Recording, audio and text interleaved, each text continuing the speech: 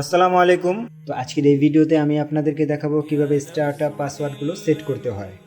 আবু সাঈদ খুদরি রাদিয়াল্লাহু তাআলা আনহু হতে বর্ণিত, তিনি বলেন, আল্লাহর রাসূল সাল্লাল্লাহু আলাইহি ওয়াসাল্লাম বলেছেন, সেদিন দূরে নয় যেদিন মুসলিমের উত্তম সম্পদ হবে কয়েকটি বকরি, যা নিয়ে সে পাহাড়ের চূড়ায় অথবা বৃষ্টিপাতের স্থানে চলে যাবে।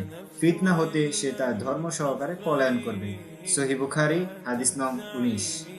প্রথমে আমাদেরকে চলে যেতে হবে মেনুতে। যাওয়ার পর আমাদেরকে চলে যেতে হবে সিস্টেমে। এখান থেকে আমরা স্টার্টআপ পাসওয়ার্ডে চলে যাব।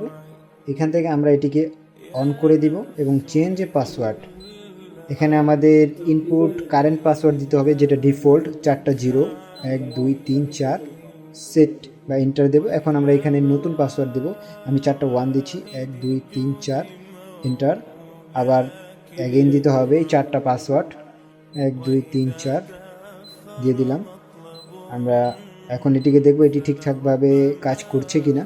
অফ করে দিলাম মেশিনটিকে, আবার অন করলাম।